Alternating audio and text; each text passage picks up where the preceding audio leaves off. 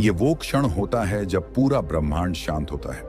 न कोई शोर, न कोई भाग दौड़, सिर्फ आप और आपका अस्तित्व। जो व्यक्ति इस समय उठकर कुछ भी नहीं करता, वो भी बहुत कुछ पा जाता है, क्योंकि वो समय शांति का है, स्फूर्ति का है और सबसे ज्यादा आत्मा की आवाज सुनने का समय है।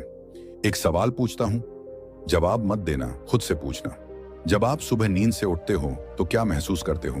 थकान, बेमन से उठना या अलार्म को बंद करके फिर से सो जाना? अब जरा सोचिए, कोई ऐसा इंसान है जो उसी वक्त उठ चुका है, अपने दिन की शुरुआत कर चुका है और आपके उठने से पहले ही अपने लक्ष्य के करीब एक कदम बढ़ा चुका है। हम सोचते हैं कि सफलता बड़ी बड़ी चीजों से बनती है, बड़ी डिग्रियां, मोटा पैसा, बड़ी गाड़ी। पर सच ये है कि सफलता बनती है छोटे छोटे नियमों से, और उनमें सबसे शक्तिशाली नियम है सुबह जल्दी उठना। ये सिर्फ आदत नहीं है, ये एक ऊर्जा चक्र है जो आत्मा और शरीर दोनों को छू जाता है। क्या आपने कभी गौर किया है कि गांवों के लोग क्यों सूरज निकलने से पहले उठ जाते थे? क्यों वो बिना अलार्म, बिना तनाव, एक अजीब सी प्रसन्नता के साथ सुबह की शुरुआत करते थे? क्यों उनके जीवन में एक अलग सी स्थिरता, सादगी और संबल होता था? क्योंकि वो प्रकृति की घड़ी से जुड़े हुए थे, और प्रकृति कभी गलती नहीं करती। जब शहर का इंसान 8 बजे उठकर मोबाइल स्क्रीन देख रहा होता है, तब एक किसान अपनी जमीन पर पहला बीज बो चुका होता है। जब हम सोचते हैं कि आज क्या करना है, तब कोई अपना पहला ध्यान पूरा कर चुका होता है। और फिर हम कहते हैं, वो इतना सफल कैसे हो गया? असल में उसने कोई जादू नहीं किया, उसने सिर्फ सुबह को समझ लिया। उसने उस जादुई समय को अपनी दिनचर्या का हिस्सा बना लिया, जो आत्मा और शरीर दोनों को मजबूत करता है। मनोवैज्ञानिक मानते हैं कि सुबह का पहला घंटा इंसान के पूरे दिन की दिशा तय करता है। अगर वो घंटा आलस, सोशल मीडिया और टालमटोल में चला गया, तो दिन भर मन बेचैन रहेगा। और अगर वही समय आप ध्यान, व्यायाम, सोच और लिखने में लगाते हैं, तो मानिए, आपका दिन नहीं, आपका जीवन बदलने लग जाएगा। यहां फर्क सोच का नहीं होता, फर्क उस एक फैसले का होता है कि आज से मैं सुबह जल्दी उठूंगा। ज्यादातर लोग सोचते हैं कि सुबह जल्दी उठने का मतलब है बस नींद से जल्दी जागना, पर जो वास्तव में आत्मा से जागा, उसका मन शांत हो गया, उसका सोचने का तरीका बदल गया और उसकी दुनिया एक नई दिशा में चल पड़ी। क्योंकि जब आप ब्रह्म मुहूर्त में उठते हैं, आप सिर्फ नींद नहीं तोड़ते, आप अपनी सीमाओं को तोड़ते हैं। आप उस भीड़ से अलग हो जाते हैं जो हमेशा कहती है, कल से शुरू करूंगा। अब आप कहोगे, ठीक है, लेकिन हम सुबह उठें तो करें क्या? तो सुनो, सुबह उठते ही सबसे पहले खामोश हो जाओ, कुछ मत करो, सिर्फ बैठो और अपनी सांसों को सुनो। यह सुनने की कला ही तो है जो आपको भीड़ में शांत रखेगी, दुख में स्थिर रखेगी और संघर्ष में मजबूत बनाएगी। सुबह का समय शरीर का नहीं होता, आत्मा का होता है, और जो आत्मा से जुड़ गया उसे किसी मोटिवेशन की जरूरत नहीं होती। क्योंकि जब आपका मन शांत होता है, आपकी दिशा खुद ब खुद साफ हो जाती है। जब आप खुद से बात करते हो तो दुनिया की बातें बेअसर हो जाती हैं। जब आप अपनी ऊर्जा को सुबह समेटते हो तो दिन भर वो आपके साथ काम करती है, एक अदृश्य ढाल की तरह। इसलिए अगर आप आज से कुछ बदलना चाहते हो तो कल सुबह से खुद को बदलना शुरू कीजिए। सूरज से पहले उठिए और सबसे पहले अपने भीतर के अंधेरे को हराइए। याद रखिए, जिसने सुबह को जीत लिया, उसने दिन को नहीं, पूरे जीवन को जीत लिया। और यही से जुड़ता है अगला सबसे गहरा सवाल, आखिर सुबह का समय दिमाग के लिए सबसे तेज कैसे होता है? क्या कोई साइंस है इसके पीछे? क्या वाकई ये समय हमारी सोच को बदल सकता है? सुबह के सन्नाटे में जब पूरी दुनिया गहरी नींद में होती है, तभी कहीं एक इंसान अपनी आंखें खोलता है। वो कोई आम इंसान नहीं होता, वो अपने भीतर उठते आलस्य को हराने निकला हुआ एक योद्धा होता है। और उस पल वो किसी अलार्म की वजह से नहीं, बल्कि अपने इरादों की आग से जागा होता है। यहीं से आत्मनियंत्रण की शुरुआत होती है, यहीं से अनुशासन का बीज बोया जाता है। बहुत से लोग सोचते हैं कि सुबह जल्दी उठना सिर्फ समय की बात है, लेकिन नहीं, ये समय की नहीं, ये सोच की लड़ाई है। ये एक ऐसा निर्णय है जो कोई और नहीं ले सकता, यह केवल आप और आपका मन लेता है। जब आप सुबह जल्दी उठते हैं तो आप अपने मन को, अपने शरीर को, अपने जीवन को यही संदेश देते हैं कि अब मैं खुद को हल्के में नहीं लेने वाला, अब मैं अपने भविष्य की जिम्मेदारी उठाने को तैयार हूं। सुबह का अलार्म सिर्फ घड़ी में नहीं बजता, वो हमारे अंदर बजता है। क्या आज भी मैं वही पुरानी जिंदगी जीऊंगा या आज मैं खुद को बदलने का पहला कदम उठाऊंगा? सुबह उठना मतलब खुद से लड़ना, क्योंकि सबसे पहले तो हमें अपने उस मन से लड़ना पड़ता है जो कहता है थोड़ी देर और सो जाओ, कल से शुरू करेंगे, अभी थका हुआ हूं। और यही वो आवाज है जो हमें हर दिन पीछे खींचती है। लेकिन जिस दिन आपने उस आवाज को जवाब देना शुरू कर दिया, उस दिन से आपके भीतर का राजा जागने लगता है। एक ऐसा राजा जो खुद पर राज करना सीख गया है। आत्मनियंत्रण कोई किताबों में पढ़ने की चीज नहीं है, वो हर सुबह आपके बिस्तर पर तय होता है। जब आप तय करते हैं कि आज मैं उठूंगा, चाहे मन कितना भी मना करे। आप देखिए, जिस दिन आप सुबह जल्दी उठते हैं और दिन की शुरुआत खुद से करते हैं, थोड़ा योग, थोड़ी मेडिटेशन, थोड़ा विचार, उस दिन आपके भीतर एक अलग ही ऊर्जा होती है। मन शांत होता है, दिमाग साफ होता है, और सबसे जरूरी, आपको खुद पर गर्व होता है। यह आत्मसम्मान ही वो बीज है जो धीरे धीरे आत्मविश्वास में बदलता है। अब जरा सोचिए, आपके और एक सफल इंसान के बीच क्या फर्क है? उसे भी नींद आती है, उसे भी थकावट लगती है, उसे भी बिस्तर से चिपक जाने का मन करता है, लेकिन फर्क सिर्फ इतना है, वो अपने मन को कंट्रोल करना सीख गया है और आप अब तक मन की बातों में उलझे हुए हैं। आपका मन आपको काबू करता है और उसका मन उसके काबू में है। यही है अनुशासन की असली पहचान, कि आप वही करें जो सही है, भले ही उस समय आपका मन न माने। आज के समय में मन को शांत रखना सबसे मुश्किल काम हो गया है। सोशल मीडिया, लोगों की बातें, डर, कंपैरिजन, सब हमारे मन को अस्थिर बना देते हैं। और जब सुबह देर से उठते हैं तो दिन भर बस हम दौड़ते रहते हैं। हर चीज अधूरी लगती है, मन बेचैन रहता है, फोकस उड़ जाता है, और रात को फिर वही अफसोस, काश थोड़ा पहले उठता। लेकिन अगर सुबह की शुरुआत आप खुद के साथ बैठकर करें, शांत वातावरण में, कुछ मिनट मौन में, थोड़ी देर बस अपनी सांसों को महसूस करते हुए, तो आप देखेंगे कि आपका मन धीरे धीरे शांत होने लगेगा। क्योंकि मन को रोकना नहीं होता, उसे समझना होता है। आपने कभी गौर किया है, जो लोग सुबह जल्दी उठते हैं उनकी सोच अलग होती है। वे प्रतिक्रियात्मक नहीं होते, वे प्रतिक्रिया देने से पहले सोचते हैं। उनमें धैर्य होता है, एक अलग चमक होती है, क्योंकि वे सुबह अपनी सोच को निखारते हैं, अपने विचारों की सफाई करते हैं। अगर आप भी चाहते हैं कि आपकी सोच में गहराई आए, अगर आप भी चाहते हैं कि छोटी बातों पर आपका मन न डगमगाए, तो बस एक चीज कीजिए, सुबह जल्दी उठिए और उस समय को खुद पर लगाइए। ना फोन, ना शोर, ना फालतू की बातें, बस आप और आपका जीवन, आपका मन और आपके विचार। शुरुआत में कठिन लगेगा, हाँ लगेगा। कई बार मन कहेगा आज मत उठो, लेकिन यहीं पर तो असली जीत है। जिस दिन आप उस एक पल को जीत गए, उस दिन आप पूरे दिन को जीत लेंगे। क्योंकि ये कोई बाहरी जंग नहीं है, ये भीतर की लड़ाई है, और जो खुद से जीत गया, दुनिया उसका कुछ नहीं बिगाड़ सकती। तो अगली बार जब अलार्म बजे, तो ये मत सोचिए कि नींद पूरी हुई या नहीं, सोचिए कि क्या मैं आज भी उस आदमी जैसा बनूंगा जो बस सपना देखता है, या फिर उस योद्धा की तरह जो सुबह जागकर अपने सपनों को जीने निकल पड़ा है। आप चुनिए, आप तय करिए, सुबह जल्दी उठिए और अपने आप पर राज करना सीखिए। क्योंकि अनुशासन का पहला नियम यही है, हर दिन की शुरुआत खुद पर विजय से करो। कभी सुबह 4 या 5 बजे का समय देखा है, जब पूरी दुनिया सोई होती है, जब सड़कों पर सन्नाटा होता है, जब ना कोई कॉल आता है ना कोई मैसेज, बस होती है तो एक शांति, एक गहराई, एक खालीपन, जिसमें आपके विचार, आपके सपने और आपकी चेतना खुलकर सांस ले सकते हैं। यही वो समय होता है जब हमारा दिमाग सबसे तेज होता है, सबसे साफ, सबसे ऊर्जा भरा। सुबह का ये वक्त कोई आम समय नहीं, यह आपके जीवन को दिशा देने वाला ब्रह्म समय है। आपने कभी गौर किया है, जब हम सुबह जल्दी उठते हैं और किताब खोलते हैं, तो एक एक शब्द सीधा हमारे दिमाग में उतरता है। कोई बात याद करने में वक्त नहीं लगता, कोई विचार गहराई से समझने में मुश्किल नहीं होती, और इसका एक ही कारण है, सुबह का समय हमारे दिमाग के लिए वो जादुई खिड़की है जहां सब कुछ बिल्कुल स्पष्ट होता है। दिन चढ़ते चढ़ते जैसे जैसे सोशल मीडिया, खबरें, लोगों की बातें हमारा ध्यान बांटने लगती हैं, वैसे वैसे हमारा दिमाग भी उलझने लगता है। शोर बढ़ता है, तनाव बढ़ता है, मन की शक्ति बिखरने लगती है।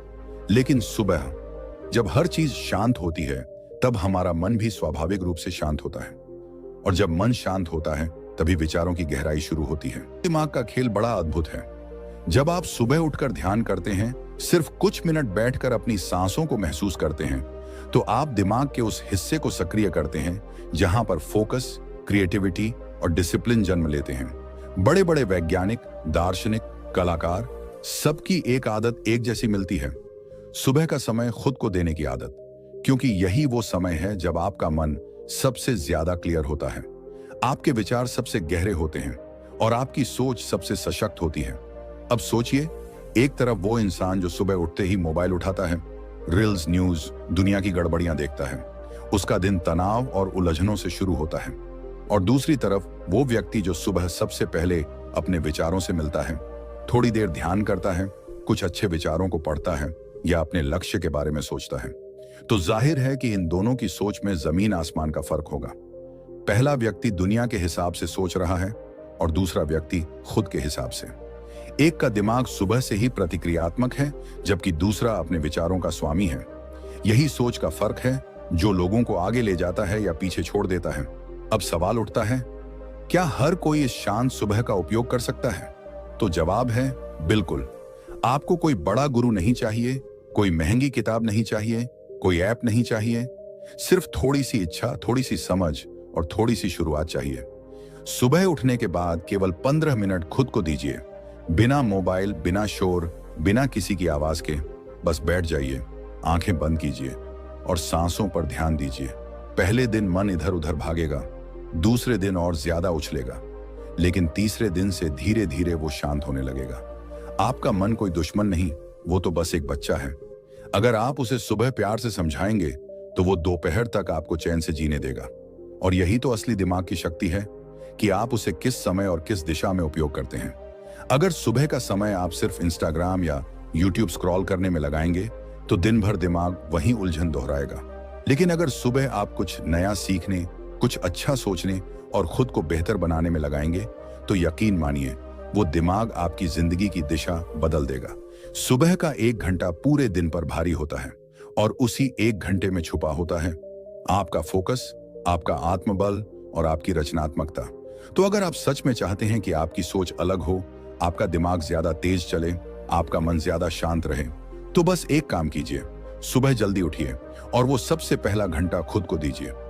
दुनिया में जो सबसे कीमती चीज है वो समय है, और उस समय का सबसे पवित्र हिस्सा है सुबह का समय। जो इंसान उस समय को समझ गया वो खुद को भी समझ गया, और दुनिया को जीतना उसके लिए अब मुश्किल नहीं। तो अगली बार सुबह सूरज निकले तो आप उससे पहले जागिए, अपने विचारों से मिलिए, अपने दिमाग की शक्ति को पहचानिए, क्योंकि सुबह का वो 1 घंटा आपके जीवन के सबसे बड़े फैसले, सबसे सच्चे विचार और सबसे शक्तिशाली कामों की नींव रखता है। और यही है वो राज जिसे अगर आप पकड़ लें तो आपकी जिंदगी वो बन सकती है जो आपने सिर्फ सपनों में देखी थी। क्या आपने कभी सोचा है क्यों कोई इंसान अपनी नींद छोड़कर, जब पूरी दुनिया सो रही होती है, तब वो उठता है, नहाता है, मेडिटेशन करता है, प्लानिंग करता है, किताबें पढ़ता है, जबकि कोई दूसरा इंसान उसी समय मोबाइल के अलार्म को स्नूज कर रहा होता है? असल में यहीं से शुरू होता है फर्क, सिर्फ आदतों का नहीं, जिंदगी का। सफल लोग कोई अलग ग्रह से नहीं आए हैं, उनके पास भी वही 24 घंटे हैं, वही शरीर है, वही दिमाग है। फर्क है तो सिर्फ उनकी सोच में, उनकी जागरूकता में और उनके द्वारा चुनी गई सुबह में। सुबह जल्दी उठना कोई दिखावे की चीज नहीं, यह एक साधना है, एक तपस्या है जो हर दिन आपको खुद के और करीब ले जाती है। आप गौर कीजिए, महात्मा गांधी, एपीजे अब्दुल कलाम, विराट कोहली, सचिन तेंदुलकर, रतन टाटा, स्वामी विवेकानंद, इन सब की एक समान आदत थी, सुबह जल्दी उठना। और वो भी सिर्फ इसलिए नहीं कि दिन लंबा हो, बल्कि इसलिए कि यह समय दिमाग और आत्मा को सबसे ज्यादा ऊर्जा देता है। जब आप सुबह जल्दी उठते हैं तो आप खुद को मौका देते हैं दिन की शुरुआत दुनिया से पहले करने का। जब पूरा वातावरण शांत होता है तो आपके विचार, आपकी योजना, आपकी सोच सब शुद्ध हो जाते हैं, और ये सोच ही है जो आपको सफलता की ओर ले जाती है। आप देखिए, जो इंसान सुबह उठकर सिर्फ 30 मिनट ध्यान करता है वो पूरे दिन भावनाओं से नहीं बहता, बल्कि स्थिर रहता है।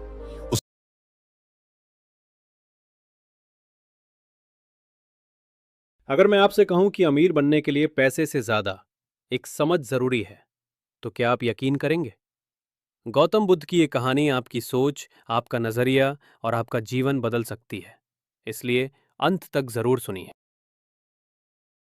कहानी की शुरुआत करते हैं बहुत समय पहले की बात है। एक गांव में विक्रम नाम का एक गरीब युवक रहता था। वो दिन रात मेहनत करता, फिर भी उसके जीवन में न सुख था न संतोष। वो हमेशा दूसरों को देखकर सोचता, उसके पास इतना पैसा है, उसकी जिंदगी कितनी अच्छी है, और मेरी जिंदगी इतनी कठिन क्यों है?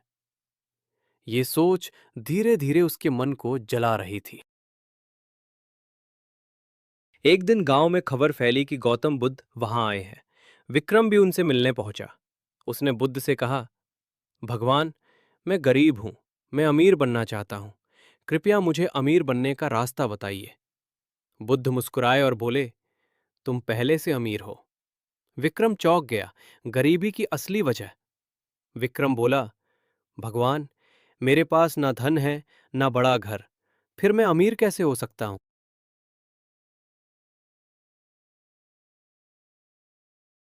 बुद्ध ने जमीन से एक मुट्ठी रेत उठाई और कहा, क्या तुम्हारे हाथ खाली हैं? विक्रम बोला, नहीं। बुद्ध बोले, यही तुम्हारी समस्या है। तुम्हें जो मिला है, तुम उसे देख ही नहीं पाते। बुद्ध की गहरी सीख। बुद्ध बोले, जो व्यक्ति हमेशा जो नहीं है उसी को देखता है, वह जीवन भर गरीब ही रहता है। और जो व्यक्ति जो है उसकी कद्र करना सीख लेता है, वह सच में अमीर बन जाता है।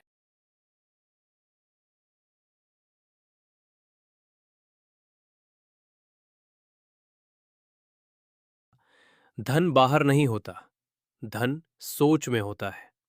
कहानी का मोड़। बुद्ध ने विक्रम से पूछा, तुम्हारे पास क्या है? विक्रम बोला, मेरे पास शरीर है, हाथ हैं, समय है, सीखने की क्षमता है। बुद्ध मुस्कुराए, बस यही असली संपत्ति है। जो इसे समझ गया वही अमीर बन गया। समझ बदलते ही जीवन बदला। विक्रम की सोच बदल गई। अब वो शिकायत नहीं करता, बल्कि सीखने लगा। उसने छोटे काम से शुरुआत की, पूरे मन से मेहनत की, और जो मिला उसकी कद्र की। धीरे धीरे उसका काम बढ़ा, सम्मान बढ़ा, और जीवन में संतोष आ गया। असली अमीरी क्या है? बुद्ध ने अंत में कहा, असली अमीरी बड़े घर या पैसे में नहीं, बल्कि शांत मन, संतोष और सही समझ में है। जो ये समझ गया वही सच में अमीर बन गया। जो मिला है उसकी कद्र करो, शिकायत छोड़ो, सीखना शुरू करो। सही समझ ही सबसे बड़ा धन है। अगर आज आप ये समझ गए कि आपके पास क्या है, तो मान लीजिए आप भी अमीर बन चुके हैं। अगर ये कहानी आपको पसंद आई हो तो वीडियो को लाइक करें, और ऐसी ही बुद्ध की कहानियों के लिए चैनल को सब्सक्राइब जरूर करें, क्योंकि एक सही सोच पूरा जीवन बदल सकती है।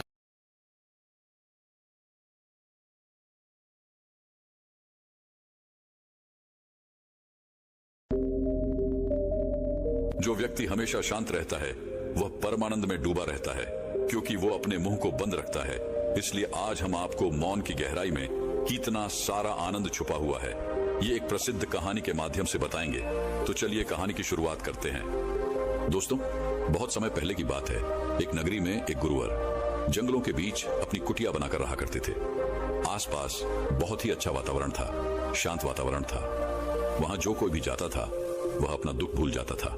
उस वातावरण की शांति में मन को एक असीम शांति प्राप्त होती थी, जिससे जो भी कोई वहां अपने दुख लेकर जाता वह उसे भूल जाया करता। एक दिन वह गुरु अपने कुछ शिष्यों को उपदेश दे रहे थे। वह कह रहे थे, हमें अत्यधिक कम बोलना चाहिए। हमारे पास 2 कान और 1 मुंह है। इसका अर्थ यह है कि हम जितना बोलते हैं उसका 2 गुना हमें सुनना चाहिए, और यही प्रकृति भी चाहती है। इसलिए उसने हमें इस रूप में ढाला है। इसलिए इस प्रकृति ने हमें 2 कान और 1 मुंह दिया है। तुमने देखा होगा कि इस प्रकृति में जिस भी पदार्थ की संख्या अत्यधिक है, उस पदार्थ की कीमत उतनी ही कम है, और जो पदार्थ बहुत कम है उसकी कीमत उतनी ही ज्यादा है।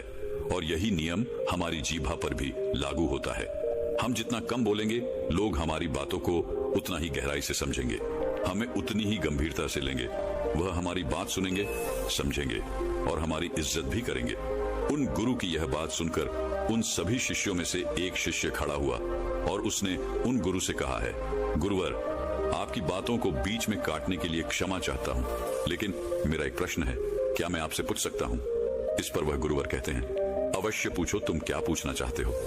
तभी शिष्य कहता है गुरुवर, यदि हम कम बोलेंगे तो हमारी बात सामने वाला किस तरह से समझ पाएगा? इस पर वह गुरुवर कहते हैं, तुम क्या कहना चाहते हो?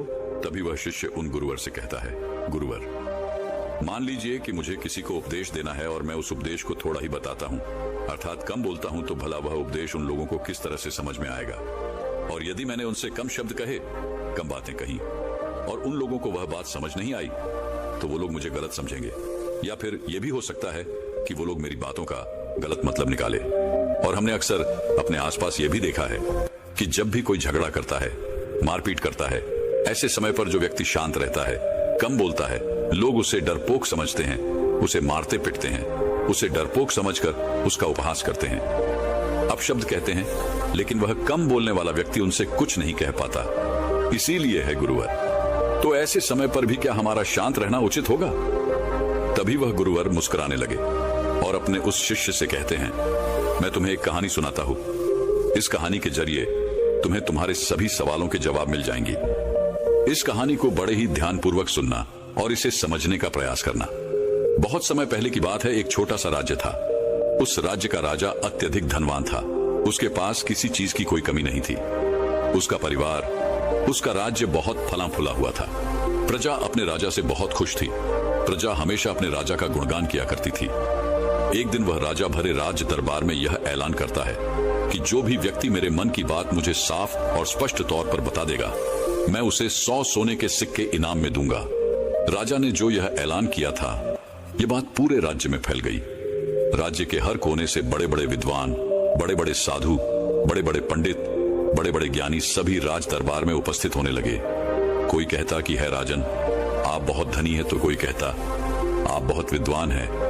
कोई उनकी राज्य की प्रशंसा करता, तो कोई उनकी वीरता की गुण गाता।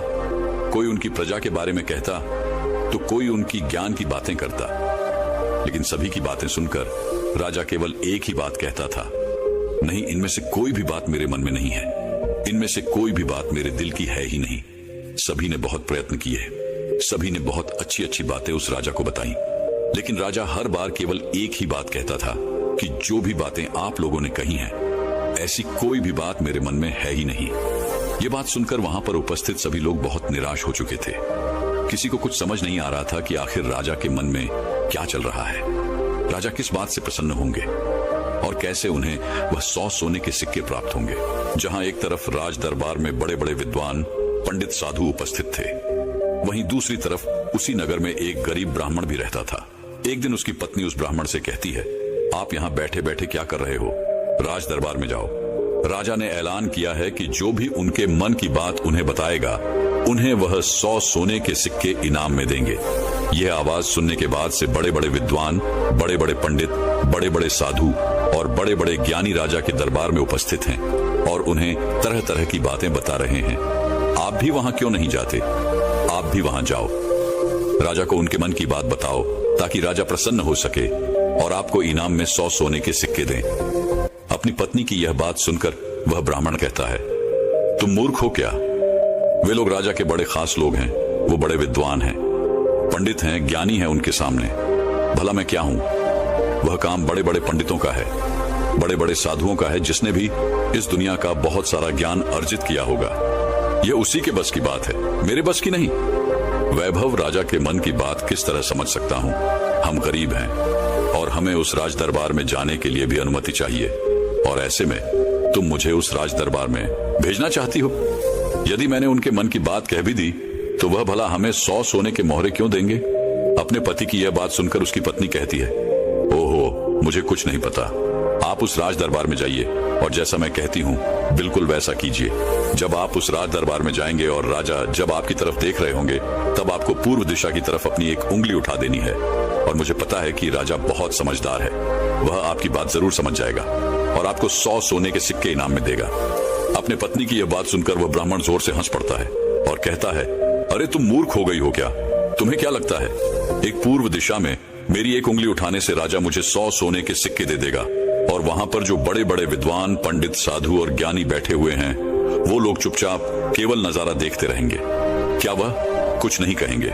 इस पर उस ब्राह्मण की पत्नी कहती है, मैंने आपसे जितना कहा है आप बस उतना कीजिए और आप देखेंगे कि राजा आपको ही 100 सोने के सिक्के इनाम में देंगे। ब्राह्मण की पत्नी जैसे तैसे अपने पति को मना लेती है। अगले ही दिन वह ब्राह्मण राज दरबार में पहुंचता है। वह ब्राह्मण बहुत ही डरा सहमा हुआ था। इतने लोगों की भीड़ को देखकर वह बहुत डर रहा था, लेकिन वह अपनी पत्नी की बात मानकर उस राज दरबार में उपस्थित खड़ा रहा। जैसे ही राजा की नजर उस ब्राह्मण पर पड़ी, वह ब्राह्मण अपनी पत्नी की बात मानते हुए एक उंगली पूर्व दिशा की तरफ उठा देता है। यदि राजा बहुत प्रसन्न होता है और राजा तुरंत ही उसे 100 सोने के सिक्के इनाम में देता है। ये सब देख वहां पर उपस्थित बड़े बड़े विद्वान, पंडित, साधु और ज्ञानी सभी लोग आश्चर्यचकित रह गए कि आखिर ऐसा इसने क्या कह दिया जो राजा को बहुत अच्छा लगा। हर कोई यह सोचकर हैरान था कि इस ब्राह्मण ने तो केवल एक उंगली ही उठाई थी और इसे 100 सोने के सिक्के मिल भी गए।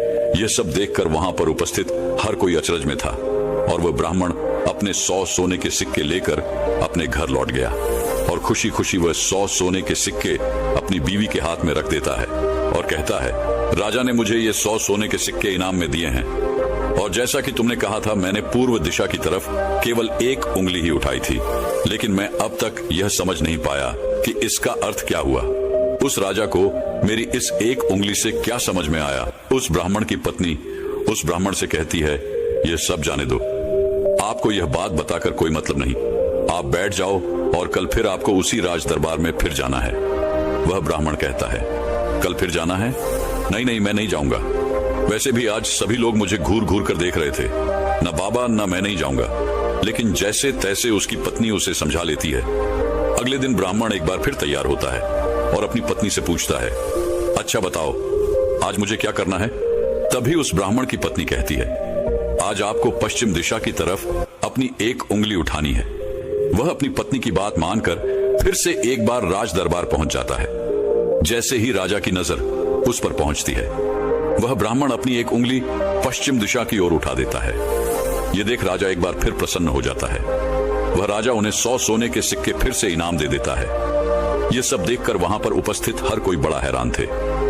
हर कोई अचरज में था कि आखिर यह सब हो क्या रहा है। हम यहाँ पर अच्छी अच्छी बातें बता रहे हैं, राजा को तरह तरह का ज्ञान दे रहे हैं, लेकिन राजा उससे प्रसन्न नहीं हो रहे।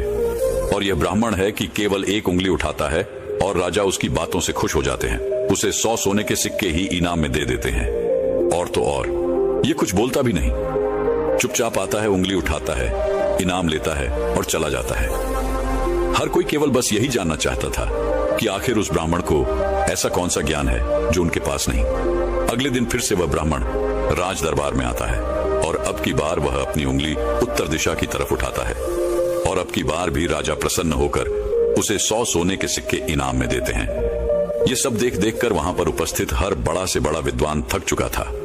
उन्हें कुछ भी समझ नहीं आ रहा था कि आखिर एक उंगली उठाने से राजा किस तरह से प्रसन्न हो जा रहे हैं। यह बात देखकर हर किसी ने यह तय किया कि अब यदि उंगली उठाने से ही उन्हें इनाम मिल सकता है तो वह राजा के सामने बड़ी बड़ी बातें क्यों करें, बड़ा बड़ा ज्ञान राजा को क्यों बताएं। उससे अच्छा है कि वो सब मिलकर एक ही दिशा की तरफ उंगली उठाएंगे। सभी ने मिलकर यह तय कर लिया था। अगले दिन सुबह सुबह वह ब्राह्मण फिर से राज दरबार में आने के लिए तैयार हो रहा था और वह अपनी पत्नी से पूछता है, बताओ आज मुझे क्या करना होगा। इस पर उसकी पत्नी कहती है, आज आपको कुछ नहीं करना, आज आप घर पर ही बैठे। उस दिन सभी ब्राह्मण, सभी विद्वान, सभी साधु संत वहां पर उपस्थित थे। राजा के आते ही सब खड़े हुए।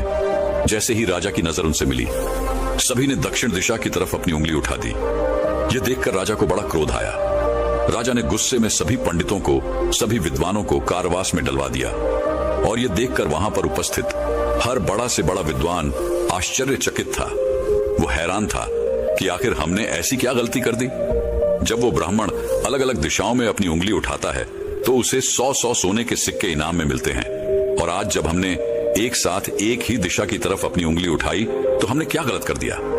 भला राजा क्या समझ रहा है? ऐसा कौन सा ज्ञान है, ऐसा कौन सा राज है जो हम नहीं जानते, जिसके बारे में हम में से किसी को कुछ नहीं पता। यह उंगली करने वाला कौन सा नया ज्ञान है जो हमने आज तक नहीं सीखा, जिसके बारे में हम में से किसी को आज तक कुछ नहीं पता। जब उन विद्वानों की पत्नियों को यह पता चला कि राजा ने उन्हें कारावास में डाल दिया है, तब उनकी पत्नी राजा के पास विनती करने आई कि वे उन्हें छोड़ दें, उनसे गलती हो गई। लेकिन राजा ने किसी की एक न सुनी, और जब उन सभी को यह लगने लगा कि राजा उनके पतियों को नहीं छोड़ने वाले, तो वे सभी उसी ब्राह्मण के पास पहुंचे और वहां जाकर वो उनसे विनती करने लगे कि वह उनके पतियों की मदद करे, उन्हें कारावास से बाहर निकाले। राजा ने उन्हें कारावास में डाल दिया है और हमने उनसे कई बार विनती की, आग्रह किया कि वो उन्हें छोड़ दे, उनसे गलती हो गई, लेकिन राजा ने एक न सुनी। इसलिए हम सभी आपके पास आए हैं, कृपया हमारी मदद करें। उस ब्राह्मण ने और उसकी पत्नी ने सारी बातें ध्यानपूर्वक सुनी। उसके बाद उस गरीब ब्राह्मण की पत्नी राज दरबार जाती है और जैसे ही राज दरबार में राजा की नजर उस गरीब ब्राह्मण की पत्नी पर पड़ती है तो राजा अपनी 2 उंगलियां खड़ा करता है और तभी वह ब्राह्मण की पत्नी अपने पैर पर ताली मारती है। यह देखकर राजा तुरंत ही अपने अधिकारों को आदेश देता है कि जाओ, उन सभी को कारावासियों से बाहर निकालो। रणजी के क्या मैचेस चल रहे हैं ना? क्या? कौन राजू मैचेस? कीर्ति के ये सब देखकर वहां पर जो उपस्थित पंडित थे उनकी हैरानी का कोई ठिकाना नहीं रह गया था। उन्हें यह समझ ही नहीं आ रहा था क्या आखिर यह कौन सी विद्या है, यह कौन सा ज्ञान है। कभी वह ब्राह्मण 1 उंगली खड़ी करता है, कभी राजा 2 उंगलियां खड़ी करता है और कभी यह ब्राह्मण की पत्नी अपने टांगों पर ताली पीटती है। आखिर ये सब चल क्या रहा है, आखिर ये सब हो क्या रहा है। सभी मिलकर यह तय करते हैं कि इसका जवाब तो हमें वह गरीब ब्राह्मण ही देगा। इसलिए सभी मिलकर उस गरीब ब्राह्मण के घर पहुंचते हैं और उन सभी पंडितों में से एक पंडित उन गरीब ब्राह्मण से कहता है, आप ही हमें बताइए, यह कौन सी विद्या है जो हम नहीं जानते।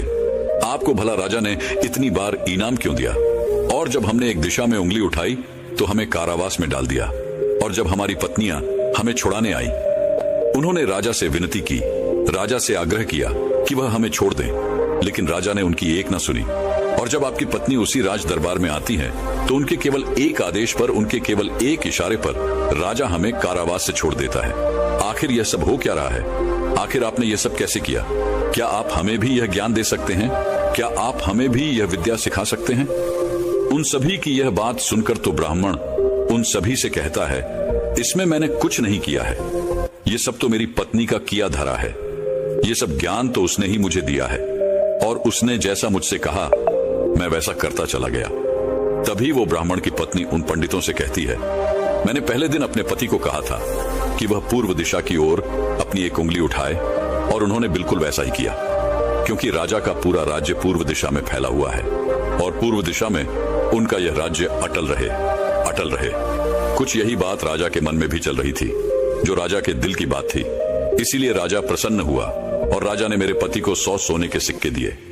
दूसरे दिन जब मेरे पति आए तो मैंने उन्हें कहा कि तुम आज के दिन पश्चिम दिशा की तरफ अपनी 1 उंगली उठाना, जिसका अर्थ यह था कि आपका राज्य सूरज के उगने से ढलने तक के बीच में आप ही का राज्य रहेगा। यह बात राजा समझ चुके थे, क्योंकि राजा बहुत ज्ञानी है। इसी कारण राजा ने फिर से प्रसन्न होकर मेरे पति को 100 सोने के सिक्के दिए। तीसरे दिन मैंने अपने पति को यह कहा था कि वह उत्तर दिशा की ओर अपनी उंगली उठाए और इन्होंने राज दरबार में बिल्कुल वैसा ही किया।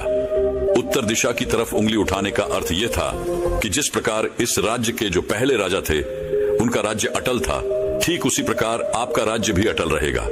और यह बात भी राजा के मन की ही थी, जिस कारण राजा ने प्रसन्न होकर उन्हें 100 सोने के सिक्के इनाम दिए।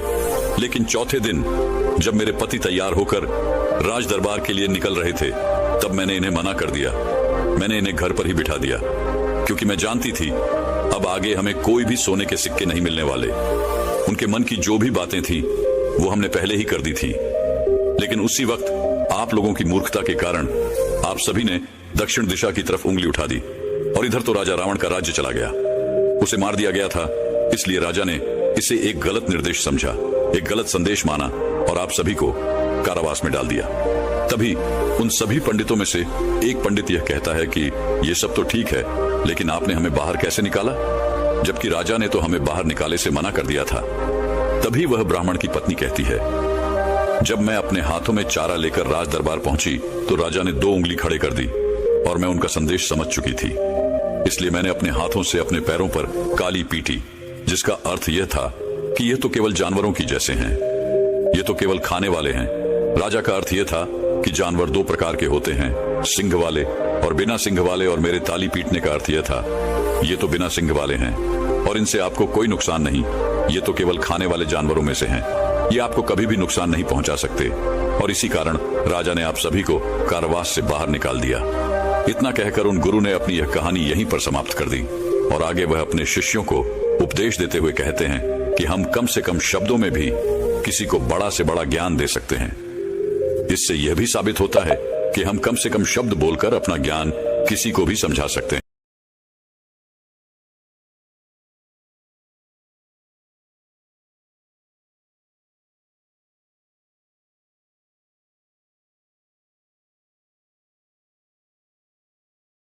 व्यक्ति पहली बार साइकिल चलाना सीख रहा होता है तो उसे साइकिल को ध्यानपूर्वक नियंत्रित करना होता है। शुरुआत में वह संतुलन नहीं बना पाता और थोड़ा डरा हुआ भी रहता है, लेकिन कुछ दिनों बाद जब वह साइकिल चलाना सीख जाता है तो अब उसे साइकिल को नियंत्रित करने के बारे में सोचने की भी आवश्यकता नहीं होती। अब साइकिल अपने आप नियंत्रित हो जाती है और अब तो वह मित्रों के साथ बातचीत करते हुए या कोई और कार्य करते हुए भी साइकिल चला सकता है। ऐसा क्यों होता है? शुरुआत में जब व्यक्ति पहली बार साइकिल चलाना सीख रहा होता है तो वह अपना चेतन मन, कॉन्शियस माइंड इस्तेमाल कर रहा होता है, लेकिन जब वह बार बार साइकिल चलाने की प्रैक्टिस करता है तो अब यह अनुभव उसके अवचेतन मन में संग्रहित, स्टोर होने शुरू जाते हैं और धीरे धीरे अवचेतन मन चेतन मन की जगह ले लेता है। हमारा अवचेतन मन एक ऑटो पायलट सिस्टम की तरह है जो अपने आप स्वचालित तरीके से कार्य करता है। सभी स्वचालित कार्यों जैसे सांस लेना, दिल धड़कना आदि कार्य अवचेतन मन के द्वारा ही किए जाते हैं। हमारी आदतें एवं रोजमर्रा के सभी कार्यों में अवचेतन मन का महत्वपूर्ण योगदान होता है। हमारे हर एक विचार का हमारे अवचेतन मन पर महत्वपूर्ण प्रभाव पड़ता है, या ये कह सकते हैं कि हम जो कुछ भी सोचते हैं या करते हैं उससे हमारे अवचेतन मन की प्रोग्रामिंग होती जाती है और फिर बाद में धीरे धीरे अवचेतन मन उस कार्य को नियंत्रित करने लगता है। हमारी आदतों और धारणाओं का निर्माण भी ऐसे ही होता है और बाद में वह आदत स्वचालित रूप से अवचेतन मन के द्वारा नियंत्रित होती है। यह हम पर निर्भर करता है कि हम अपने अवचेतन मन की प्रोग्रामिंग कैसे करते हैं। एक बार प्रोग्रामिंग हो जाने के बाद अवचेतन मन उसी के अनुसार कार्य करने लगता है, चाहे वह कार्य गलत हो या सही। चेतन मन, कॉन्शियस माइंड को विचारों का चौकीदार या गेटकीपर भी कहा जा सकता है। दरअसल हमारा हर विचार एक बीज की तरह है और हमारा अवचेतन मन एक बगीचे की तरह है। हमारा चेतन मन यह निर्णय करता है कि अवचेतन मन में कौन सा बीज बोना है और कौन सा नहीं। हम कभी कभी अनजाने में अपने अवचेतन मन की गलत प्रोग्रामिंग कर देते हैं। जैसे अगर मैं यह सोचता हूं आज मैं यह काम कल करूंगा तो यह छोटा सा विचार धीरे धीरे मेरे कार्य को कल पर टालने की आदत बन सकता है।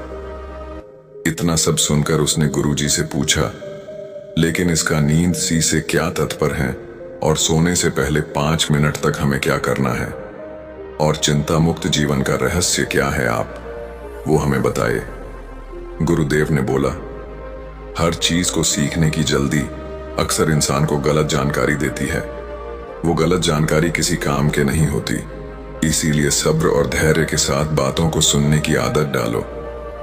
गुरुदेव ने बोला, क्या तुमको पता है कि चेतन मस्तिष्क हमारे ब्रेन पावर का सिर्फ 5% इस्तेमाल करता है।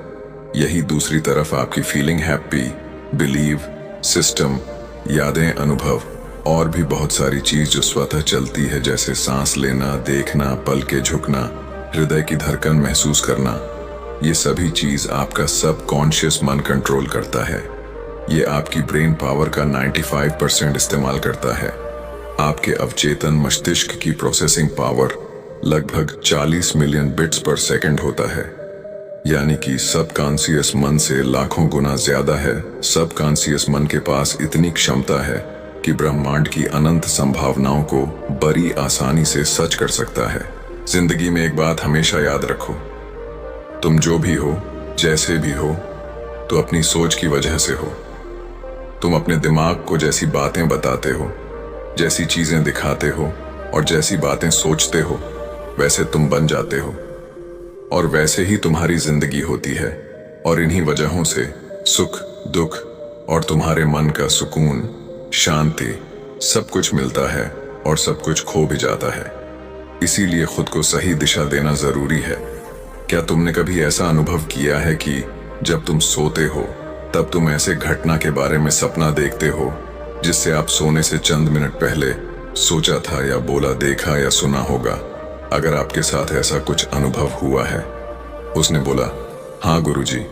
उन्होंने बोला, सोने से पहले जब हम आधा सोए आधा जागे हुए अवस्था में होते हैं तब हम तैयार होते हैं अपने सबकॉन्शियस मन में उन विचारों को डालने के लिए जिसे हम अपने जीवन में प्रदर्शित करना चाहते हैं। तब तुम जो भी सोचोगे, जो भी मन में विचार लाओगे और जिन विचारों के साथ तुम रात को सोने की कोशिश करोगे, वो सारी चीजें को तुम्हारा दिमाग, तुम्हारा सपना, तुम्हारा बन साकार करने की कोशिश करेगा। इसीलिए सोने से पहले अच्छी चीजों के बारे में सोचो, अच्छी चीजों के बारे में जिसके लिए हम सपना देख रहे हैं, जिसे हम पूरा करना चाहते हैं, उससे रिलेटेड पॉजिटिव विचार आप इसी समय में अपने सबकॉन्शियस मन में डायरेक्ट डाल सकते हैं। इसके लिए 2 तरीके हैं। सबसे पहले तरीका है, तुम सोने से पहले सिर्फ इन चीजों के बारे में सोचो जो तुम्हें सुकून दे, जो शांति दे, जिससे तुम्हारा मन हल्का हो। आंख बंद करके तुम ये सोचो, आज का पूरा दिन बिताकर मैं हमेशा की तरह ये आज के आखिरी 10 मिनट खुद को दे रहा हूं। मैं सबसे पहले उनको माफ करता हूं जिन्होंने आज मुझ पर गुस्सा किया। मैं उन सबको माफ करता हूं जो बदल गए। मैं उन सब उम्मीदों को खुद से अलग करता हूं जो किसी और इंसान पर टिकी है। मैं पास्ट की पुरानी सभी बुरी आदतों को छोड़ता हूं। इस दुनिया में हर कोई इंसान ही है और इंसानों से गलतियां हो जाती हैं, इसलिए मुझसे भी गलतियां हो जाती हैं। गलती होना एकदम नेचुरल है। मेरे पास आज जो कुछ भी है वह काफी है। मैं हर दिन खुद के और करीब आता जा रहा हूं। किसी की बुराई करना, किसी के बिहेवियर को जज करना, किसी के लाइफ को जज करना, खुद को या दूसरों को दोष देना, दुखी रहना या रोते रहना, ये आदतें मुझसे बहुत दूर है। हाँ, मैं ऐसा ही हूं। मैं जानता हूं कि किसी बुरी से बुरी चीज से भी मुझे क्या सीखना है। मैं आजकल अपनी मंजिल को पाने के लिए पूरे जी जान से मेहनत कर रहा हूं। मुझे अपने आप में गर्व है। मैं वो सब करके दिखाता हूं जो मैं करना चाहता हूं। मैं अच्छा हूं, सुंदर हूं और सबसे ज्यादा खुद पर विश्वास करता हूं। मैं आज की गलतियों के लिए खुद को भी माफ करता हूं। मैं अपनी सभी बुरे कामों के लिए भी खुद को माफ करता हूं। मेरे पास आज जो कुछ भी है वह काफी है। मैं हर दिन खुद के और करीब आता जा रहा हूं। किसी की बुराई करना, किसी के बिहेवियर को जज करना, किसी के लाइफ को जज करना, खुद को या दूसरों को दोष देना, दुखी रहना या रोते रहना, ये आदतें मुझसे बहुत दूर है। हाँ, मैं ऐसा ही हूं। मैं जानता हूं कि किसी बुरी से बुरी चीज से भी मुझे क्या सीखना है। मैं आजकल अपनी मंजिल को पाने के लिए पूरे जी जान से मेहनत कर रहा हूं। मुझे अपने आप में गर्व है। मैं वो सब करके दिखाता हूं जो मैं करना चाहता हूं। मैं अच्छा हूं, सुंदर हूं और सबसे ज्यादा खुद पर विश्वास करता हूं। मैं आज की गलतियों के लिए खुद को भी माफ करता हूं। मैं अपनी